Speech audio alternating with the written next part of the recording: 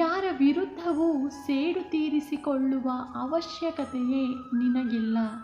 ಕೇವಲ ಒಂದು ಹೆಜ್ಜೆ ಹಿಂದಿಟ್ಟು ಕಾದು ನೋಡು. ನಿನ್ನನ್ನು ನೋಯಿಸಿದವರು ಕ್ರಮೇಣ ತಮ್ಮನ್ನು ತಾವೇ ನೋವಿನಿಂದ ನರಳುವಂತಹ ಸಮಯ ಬಂದೇ ಬರುತ್ತದೆ. ಅದನ್ನು ನೀನು ನೋಡಿಯೇ ತೀರುತ್ತೀಯ. ಇತರರಿಗೆ ಒಳ್ಳೆಯದಾಗಲಿ ಅಂತ ಬಯಸುವ ಒಳ್ಳೆಯವನು ತಾನು ನಾಶವಾಗುವಂತಹ ಸಮಯದಲ್ಲೂ ಯಾರ ಜೊತೆಗೂ ದ್ವೇಷ ಮಾಡುವುದಿಲ್ಲ. ಏಕೆಂದರೆ ಶ್ರೀಗಂಧದ ಮರ ಕತ್ತರಿಸಿದರೂ ಅದರ ಕೊಡಲಿಯ ಬಾಯಿಯು ಸುವಾಸನೆಯಿಂದಲೇ ಕೂಡಿರುತ್ತದೆ. ದ್ವೇಷ ಅಸೂಯೆಗಳನ್ನು ನೀನು ಹಿಂದೆ ಬಿಟ್ಟು ಬಿಡು. ಏಕೆಂದರೆ ಅದು ಬಡ್ಡಿ ಚಕ್ರಬಡ್ಡಿಯ ಸಮೇತ ನಿನಗೆ ಹಿಂದಿರುಗಿ ಬರುವುದರಲ್ಲಿ ಯಾವುದೇ ಅನುಮಾನ ಇಲ್ಲ.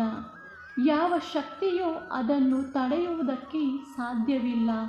ಒಂದು ಸಲ, ಕೇವಲ ಒಂದೇ ಒಂದು ಸಲ ಅದನ್ನು ಚಲಿಸುವಂತೆ ಮಾಡಿದರೆ ಅದರ ಫಲವನ್ನು ಅನುಭವಿಸಬೇಕಾಗುತ್ತದೆ.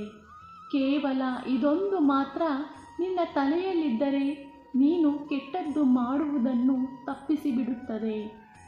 ಹೊತ್ತಿ ಉರಿಯುತ್ತಿರುವ ಬೆಂಕಿಯನ್ನು ನಂದಿಸುವುದಕ್ಕೆ ನೀರು ಬೇಕೇ ಬೇಕು. ಹಾಗೆ ನಿನ್ನಲ್ಲಿರುವ ದ್ವೇಷ ಎಂಬ ಬೆಂಕಿಯನ್ನು ನಂದಿಸುವುದಕ್ಕೆ ತಾಳ್ಮೆ ಎನ್ನುವ ನೀರು ಬೇಕೇ ಬೇಕು. ಸಂತೋಷ ನಮ್ಮನ್ನು ಮಧುರವನ್ನಾಗಿಸುತ್ತದೆ. ವೇದನೆಗಳು ನಮ್ಮನ್ನು ಮೌನವನ್ನಾಗಿಸಿ ಬಿಡುತ್ತವೆ. ಪರೀಕ್ಷೆಗಳು ನಮ್ಮನ್ನು ಪ್ರಬಲವನ್ನಾಗಿಸುತ್ತದೆ. ವೈಫಲ್ಯಗಳು ನಮ್ಮನ್ನು ವಿನಯವನ್ನಾಗಿಸುತ್ತವೆ. ಅದೇ ರೀತಿ ನಿನ್ನ ನಂಬಿಕೆ, ಆತ್ಮವಿಶ್ವಾಸ, ಪ್ರಾಮಾಣಿಕತೆ, ಭಕ್ತಿ, ಶ್ರದ್ಧೆ ನಮ್ಮನ್ನು ನಮ್ಮ ಜೀವನದಲ್ಲಿ ಯಾವತ್ತೂ ಮುನ್ನಡೆಸುತ್ತಾ ಹೋಗುತ್ತದೆ. ಮರೆತು ಹೋದದ್ದು ಹೋಯಿತು, ನಡೆದು ಹೋಗಿದ್ದು ಹೋಯಿತು, ಬಿಟ್ಟು ಹೋದವರು ಕೂಡ ಹೋದರು. ಎಲ್ಲರನ್ನ ಬಿಟ್ಟು ಬಿಡು. ಆದರೆ ಅವರಿಂದ ಕಲಿತ ಪಾಠವನ್ನು ಯಾವತ್ತಿಗೂ ಮರೆಯಬೇಡ. ಒಂಟಿಯಾಗಿ ಇದ್ದೀನಿ ಅಂತ ನೀನು ಯಾವತ್ತೂ ಕೊರಗಬೇಡ. ನಿನಗೆ ಯಾರೂ ಇಲ್ಲ ಅಂತ ಚಿಂತಿಸುತ್ತಾ ಕೂರಬೇಡ. ಈ ಜಗತ್ತಿಗೆ ಬೆಳಕು ಕೊಡುವಂತಹ ಸೂರ್ಯನು ಒಂಟಿ, ಚಂದ್ರನು ಒಂಟಿ. ಆದರೂ ಈ ಜಗತ್ತಿಗೆ ಬೆಳಕನ್ನು ನೀಡುತ್ತಿಲ್ಲವೇ? ಭಗವಂತ ನಿನ್ನ ಪ್ರಾರ್ಥನೆಗೆ ತಕ್ಷಣ ಪ್ರತಿಫಲ ಕೊಟ್ಟರೆ ನಿನ್ನ ವಿಶ್ವಾಸವನ್ನು ಇನ್ನೂ ಗಟ್ಟಿ ಮಾಡುತ್ತಿದ್ದಾನೆಂದು ಅರ್ಥ. ನಿನ್ನ ಪ್ರಾರ್ಥನೆಗೆ ತಕ್ಷಣ ಪ್ರತಿಫಲ ಸಿಗದಿದ್ದರೆ ನಿನ್ನನ್ನು ಪರೀಕ್ಷಿಸುತ್ತಿದ್ದಾನೆಂದೇ ಅರ್ಥ. ನಿನ್ನ ಪ್ರಾರ್ಥನೆಗೆ ಯಾವತ್ತೂ ಪ್ರತಿಫಲವೇ ಸಿಗದಿದ್ದರೆ ನಿನಗೆ ಅತ್ಯುತ್ತಮವಾದುದನ್ನು ಕಾಯ್ದಿರಿಸುತ್ತಿದ್ದಾನೆಂದೇ ಅರ್ಥ. ಅಲ್ಪರ ವಿಷಯವನ್ನು ಕೇಳುವವರಷ್ಟೇ ಅಲ್ಲ, ಅಲ್ಪರ ವಿಷಯವನ್ನು ಹೇಳುವವರು ಕೂಡ ನಾಶವಾಗುತ್ತಾರೆ. ಶಕುನಿಯ ಮಾತು ಕೇಳಿ ಕೇವಲ ದುರ್ಯೋಧನನಷ್ಟೇ ನಾಶವಾಗಲಿಲ್ಲ, ಇಡೀ ಕೌರವ ಕುಲದ ಜೊತೆಗೆ ಶಕುನಿಯು ಕೂಡ ಸರ್ವನಾಶನಾದ. ಯಾವತ್ತೂ ಶಕುನಿ ಕೆಲಸ ಮಾಡಬೇಡಿ.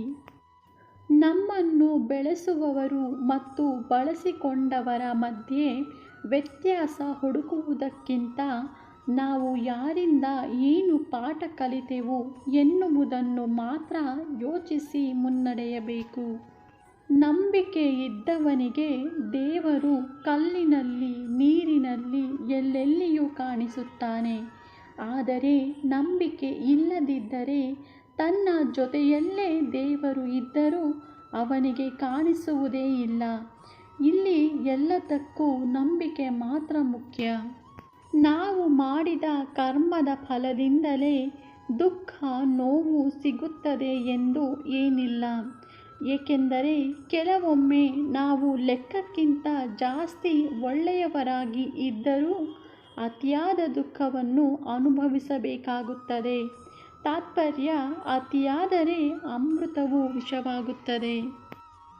ಅರ್ಥ ಮಾಡಿಕೊಳ್ಳುವುದು ಮತ್ತು ತಿಳಿಯುವುದು ಇವೆರಡಕ್ಕೂ ಬಹಳ ವ್ಯತ್ಯಾಸವಿದೆ. ಅನೇಕ ಜನರು ನಮ್ಮನ್ನು ತಿಳಿದಿರುತ್ತಾರೆ, ಆದರೆ ಕೆಲವರು ಮಾತ್ರ ನಮ್ಮನ್ನು ಅರ್ಥ ಮಾಡಿಕೊಂಡಿರುತ್ತಾರೆ. ನಮಗೆ ಕಷ್ಟ ಬಂದಾಗ ಯಾರೂ ಸಹಾಯ ಮಾಡಲಿಲ್ಲ ಅಂತ ಅಂದುಕೊಳ್ಳುವ ಮುಂಚೆ ಯೋಚನೆ ಮಾಡಿ, ನಾವು ಸುಖವಾಗಿದ್ದಾಗ ಯಾರಿಗಾದರೂ ಸಹಾಯ ಮಾಡಿದ್ದೀವಾ ಅಂತ. ಹಾಗೇನಾದರೂ ನಾವು ಯಾರಿಗಾದರೂ ಸಹಾಯ ಮಾಡಿದ್ದರೆ ದೇವರು ಯಾವುದಾದರೂ ರೂಪದಲ್ಲಿ ಬಂದು ನಮ್ಮ ಕಷ್ಟ ಕಾಲದಲ್ಲಿ ನಮ್ಮನ್ನು ಕಾಪಾಡುತ್ತಾನೆ. ನೀನು ಮಲಗುವ ಮುನ್ನ ಎಲ್ಲರನ್ನೂ ಕ್ಷಮಿಸು. ನೀನು ಏಳುವ ಮುನ್ನ ನಾನು ನಿನ್ನನ್ನು ಕ್ಷಮಿಸುತ್ತೇನೆ. ನಾವು ನೀರಿನಂತೆ ಬದುಕಬೇಕು.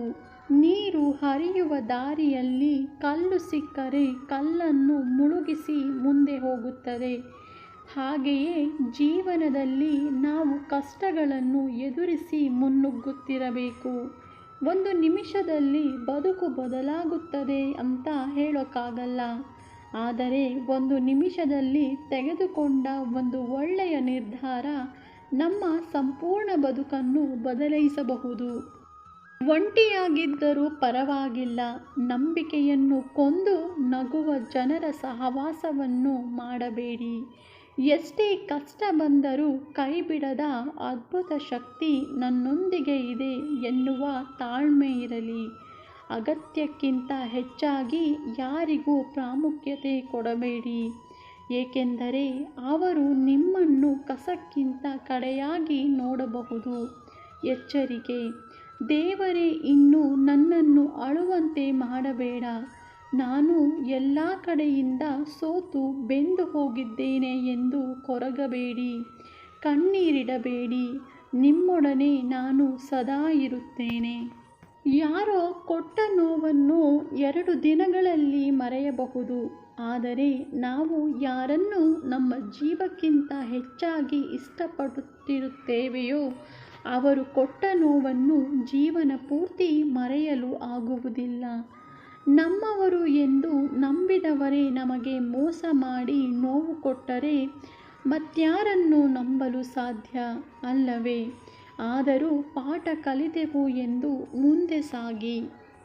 ನಿಯತ್ತಾಗಿ ಇರುವವರು ಯಾವಾಗಲೂ ಗರ್ವದಿಂದಲೇ ಇರುತ್ತಾರೆ, ಏಕೆಂದರೆ ಅವರಿಗೆ ನಟಿಸಲು ಬರುವುದಿಲ್ಲ. ಆತ್ಮಾಭಿಮಾನದಿಂದ ಜೀವನ ಮಾಡುತ್ತಾರೆಯೇ ವಿನಃ ಯಾರ ಹತ್ತಿರವೂ ತಲೆಬಾಗಿಸಲು ಬಯಸುವುದಿಲ್ಲ. ಆದರೆ ವಿಪರ್ಯಾಸವೆಂದರೆ ಅಂಥವರನ್ನು ಯಾರಿಗೂ ಇಷ್ಟವಾಗುವುದಿಲ್ಲ. ಇಷ್ಟವಾದರೆ ಯಾರೂ ಅವರನ್ನು ಬಿಟ್ಟುಕೊಡುವುದಿಲ್ಲ. ಅವರ ಬಲ ಮತ್ತು ಬಲಹೀನತೆ ಎರಡೂ ಒಂದೇ. ಇಲ್ಲಿ ನಿಯತ್ತಾಗಿ ದುಡಿಯುವವರನ್ನು ಕಂಡರೆ ಆಡಿಕೊಳ್ಳುವವರು ಬಹಳ ಜನ. ಹಾಗಂತ ಯಾರ ಬಗ್ಗೆಯೂ ತಲೆಕೆಡಿಸಿಕೊಳ್ಳಬಾರದು. ದೇವರು ಒಬ್ಬೊಬ್ಬರಿಗೆ ಒಂದೊಂದು ಕೆಲಸ ಕೊಟ್ಟಿರುತ್ತಾನೆ. ಒಬ್ಬರಿಗೆ ನಿಯತ್ತಾಗಿರುವ ಕೆಲಸ ಕೊಟ್ಟಿದ್ದಾನೆ, ಇನ್ನೊಬ್ಬರಿಗೆ ಆಡಿಕೊಳ್ಳುವ ಕೆಲಸ ಕೊಟ್ಟಿದ್ದಾನೆ ಅಷ್ಟೇ. ಸೋತೆ ಎಂದು ಚಿಂತೆ ಪಡಬೇಡ. ಜೀವನ ಇಷ್ಟೇನಾ ಎಂದು ಮರುಗಬೇಡ. ಎಲ್ಲವನ್ನೂ ಕಳೆದುಕೊಂಡೆ ಎಂದು ಕೊರಗಬೇಡ. ನಿನಗಿಂತ ಕೆಳಗಿನವರನ್ನು ನೋಡಿ ನೀನು ಸಮಾಧಾನ ಪಡು. ದೇವರು ಯಾರನ್ನೂ ಕೈಬಿಡುವುದಿಲ್ಲ. ದೇವರಲ್ಲಿ ನಂಬಿಕೆ ಇಡು. ನಂಬಿಕೆಯೇ ದೇವರು.